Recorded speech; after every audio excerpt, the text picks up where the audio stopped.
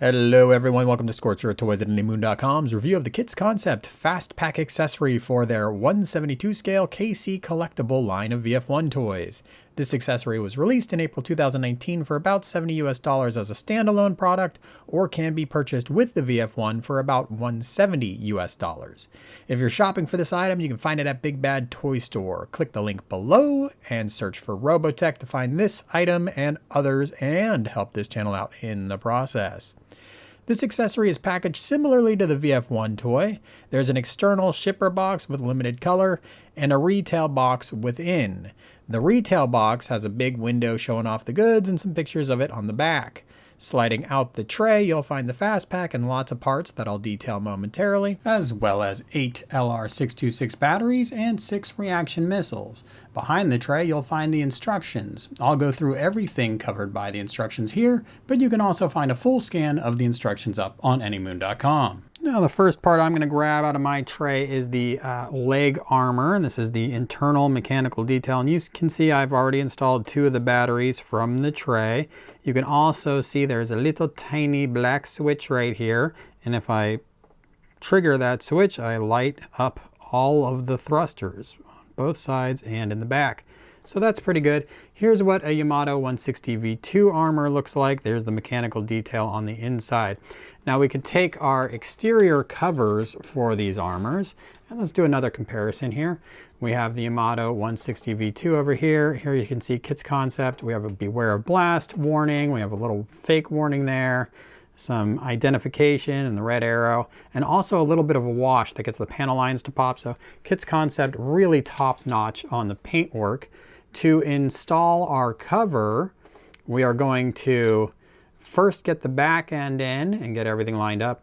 And then you can see there's a peg in the front, and that peg is going to slide through that top vent right there.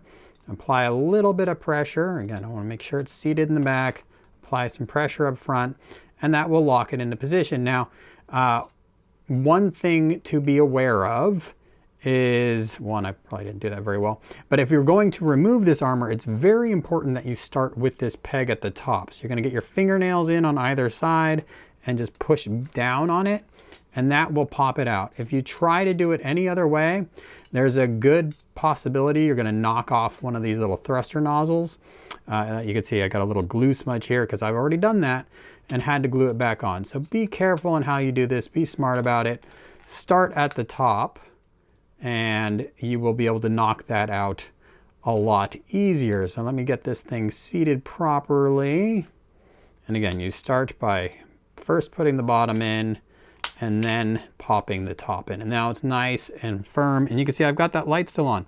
Now this is problematic because the switch is inside. So in order to get to that switch, I have to pop that free. And it's not the most fun process. Now the back of the leg armor works just like it does on a Yamato. We're just gonna peg it in the top and the bottom, and then this just pegs right into that armor like so. Nice and snug, won't give you any problems. Next, we'll install the forearm armor, which looks like this. Now again, we have nice detail painted on here on either side. Still a pretty simple part of the fast packs or super parts. Here's the Amato 160 V2 version. Now one thing to point out, KitzConcept has actually figured out a way to not have big screws poking out, so that's a positive. Now on a negative, I've installed this armor before on this toy, and you can see it's left a little bit of something, some sort of a residue on there. So that's not particularly cool. To put these on, you're just gonna get it on one side and kind of roll it on to the other, and it will sit on there nice and securely. The trickiest part to install is this clear brace here, and I'm not a huge fan of this brace's existence. I wish KitzConcept had gone with the original Bandai High Metal locking backpack, and then the boosters on the backpack just attached directly. Instead, we get a brace, which is not terribly dissimilar from what Yamato did with their 160 V2 toy. Start by pushing this flap all the way up and bringing your wings out. And then this brace has a couple prongs that slide into the gap on either side of the hinge in there. So what I'm going to do is bring this part down and slide it up and in, and then I'm going to watch and make sure that I've got those prongs sliding in, And it's a pretty tight fit, but you should be able to press up and it will actually click into place. Now I've popped my hinge out. I've popped a side cover out. I'll just fix that stuff. But that's what you do with that clear brace. It just kind of slides in. Once it's in position, it clicks in and it is super sturdy in there. You're gonna need to take both fingers if you wanna get it off and apply pressure. Put your thumbs down underneath here, fingers up top here, and you're gonna push down and you will be able to pop it out of place. So that's how you get it off once it's on there and you've seen how to put it back on. All right, I plugged my cavity fillers back in and my intake fan cover, and now I'm ready to deal with the backpack boosters. Now the backpack booster does come in 3 different parts. You take this missile boom, you plug it in. There's nothing very sophisticated about that. The plugs are big though, and that thing is on there super steady, and it's a little difficult to pop it off. Then you've got your engine detail up here, including again a little light switch. So you're going to unscrew here and pop the batteries in, and that will then allow you to turn on the switch here and have that light up booster effect. So that's pretty cool. But again, they've hidden the switch underneath a cover, and that cover fits on very tightly. But before we do that, here is the Amato 160 V2 fast pack, and you could see again, the engine detail work KitzConcept has done is very good. The micro missiles on there, pretty good. You also get the kite, the armed 1, and the description again of the fast pack on there. So all good paint work, and again, a little bit of a wash to make the panel lines pop. So good things there. So KitzConcept competing very nicely against the Amato 160 V2 accessory. To put on our fast pack cover, we are going to start on one side here with this nozzle. And again, I have also already popped off this nozzle because these armors, these tops, fit on so securely that they're really difficult to get on and off. And if you want to use that light up gimmick, you need to be constantly taking them off and putting them on again. So that to me is a pretty frustrating aspect of the light up gimmick that makes it a lot less valuable. So there, I've got that on. You can see these big pegs that you need to fish in there, plug in, and then you heard that thing is locked on there. It's not going anywhere, which is great, but it's also a big bummer because you want to get in there and turn that switch on and off.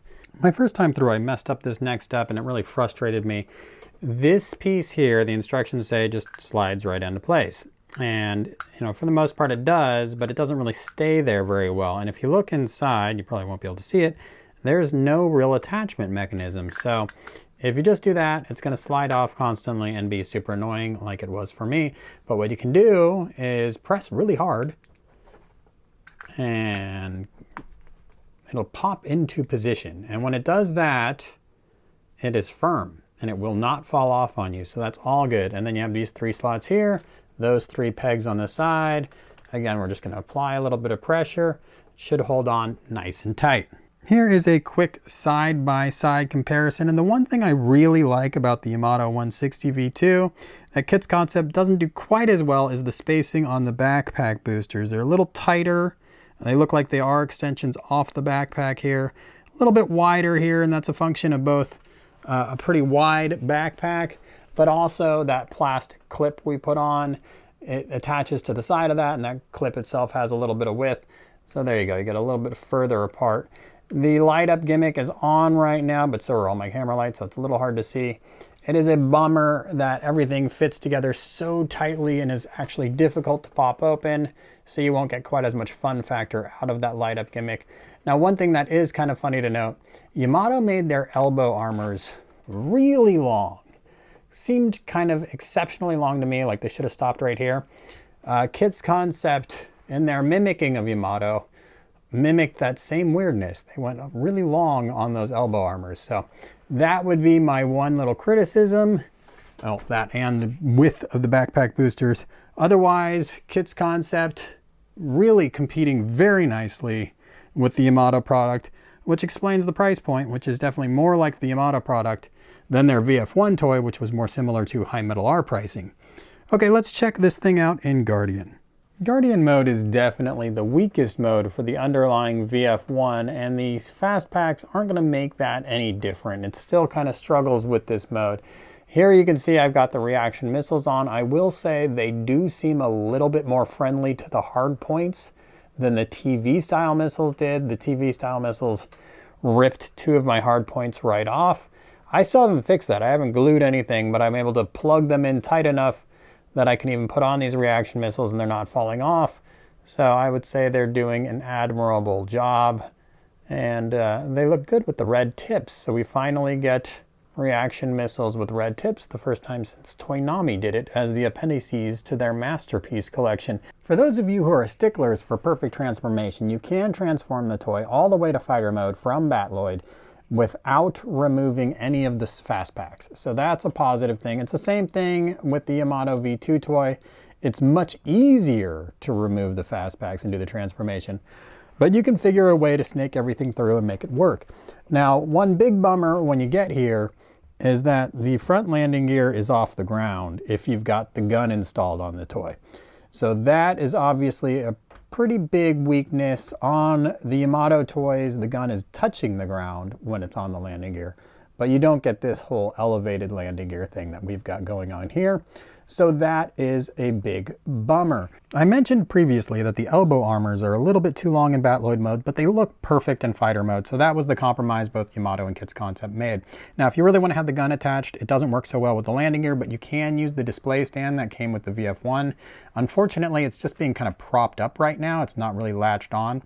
So a better accessory for KitzConcept to have included would have been a display stand adapter meant specifically for use with the fast packs. So to summarize, these fast packs are beautiful and they connect well to the toy. If you were hoping to do a fully loaded fighter mode on the runway, the landing gear issue is going to bother you, and using the display stand that comes with the VF1 is an imperfect workaround. The light up gimmick is cool and much brighter than I was able to give you a sense for, but it's too hard to access, so you'll get a lot less mileage out of it than you should.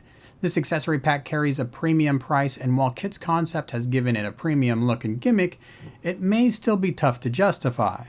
Then again, when people are paying around $100 to pick up used fast packs for Amato toys, the price seems pretty reasonable. If you're going to be using your own display stand and prioritize looks, you should be happy. Check out the full review on anymoon.com, subscribe, and thanks for watching.